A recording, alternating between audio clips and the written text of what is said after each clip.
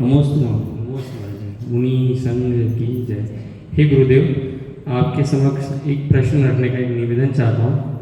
हमारा प्रश्न ये है कि सच्चे सुख की प्राप्ति कैसे हो सकती है गुरुदेव? बहुत अच्छा प्रश्न है। प्रश्न में दो बातें आती हैं, एक तो सुख और दूसरा सच्चा सुख। दोनों में बहुत अंतर है। संसारी प्राणी सुख उसे मानता है जो इंद्रियों को अच्छा लगता है। सा माने सु माने अच्छा, खा माने इंद्रियां, जो इंद्रियों को अच्छा लगे से सुख है। दू माने बुरा और खा माने इंद्रियां, जो इंद्रियों को बुरा लगे सो दुख है। संसारी प्राणी भी सुख चाहता है और संसारी प्राणी सच्चा सुख भी चाहता है। सबसे पहले अपन संसार के सुख की बात कर लें। संसार का सुख कैसे मिलता है? तो संसार का सुख साता के माध्यम से मिलता है। जब हम साता का आश्रय करते हैं तो हमें सुख प्रदान करता है।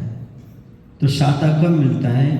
भूत वृत्त अनुकंपा दान सराग संयमादि योगा शांति मिति शौच वेद्यस्य, है ना? साता वेद्यस्य। तो साता वेदनी के कारण है क्या है? प्राणियों पर दया करना और वृत्तियों को दान देना। मुख्य दो साधन समझ लो। यदि आप वर्तमान में साता से रहना चाहते हो, सुखी होना चाहते हो, तो प्राणियों पर दया करो और मुनियों को दान करो। प्रतिदिन दया का पालन करो, प्रतिदिन दान करो, आपको साता का भंडार मिलता रहेगा। इंद्रिय सुख आपको भरपूर मिलेगा। तो किसी भी प्राणी को दुख नहीं देना ही सुख पाने का तरीका है। सीधी सी बात है, जैसा आप बोगे वैसा आपको काटने को फसल मिलेगी। दुख दोगे दुख मिलेगा और सुख दोगे सुख मिलेगा। ये संसारिक खेत है और आप स्वतंत्र रूप से किसान हैं। आप सुख के बीज बोगे तो सुख मिलेगा और दुख के बीज बोगे तो दुख मिलेगा। इसलिए आपको अपने जीवन में जैसे बने वैसे दूसरों को दुख देने से बचना है और दूसरों को जितना बने वैसा सुख देने का प्रयास करना है।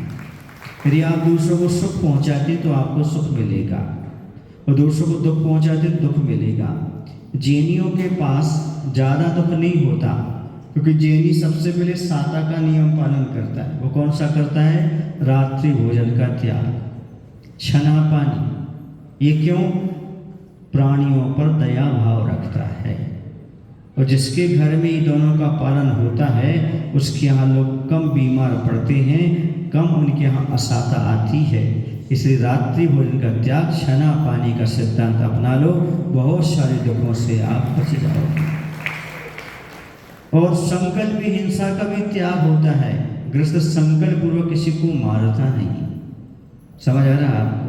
इससे उसे साता का आश्रय होता है, साता मिलता है। इसके साथ वह दान की परंपरा को रखता है। बचपन से ही जैनियों में दान की परंपरा चलती है।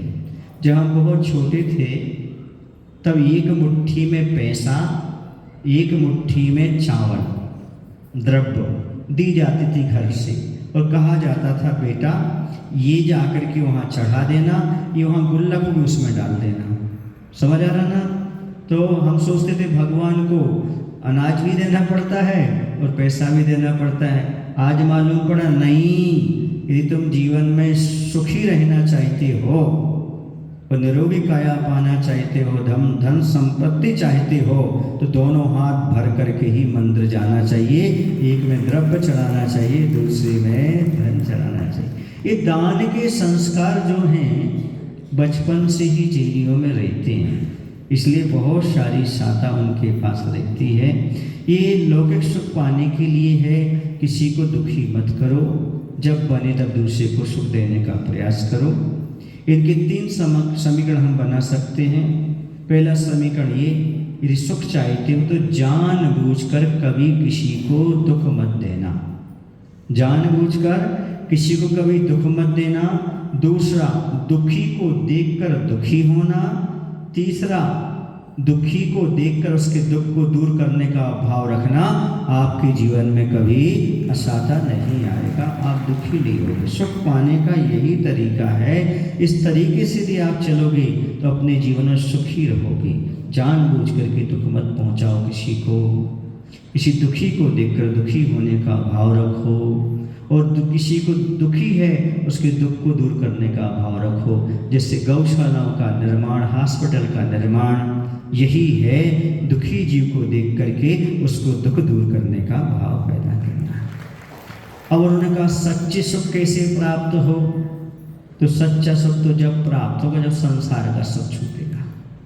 जब तक संसार का सुख लगा रहेगा तब तक सच्चा सुख प्राप्त होने वाला नहीं है। और सच्चा सुख निराकुलता में है, और निराकुलता का नाम मोक्ष है। तो पहले मोक्ष मार्ग मिलेगा तभी तो मोक्ष मिलेगा। सम्यक दर्शन ज्ञान चारित्राणि मोक्ष मार्ग।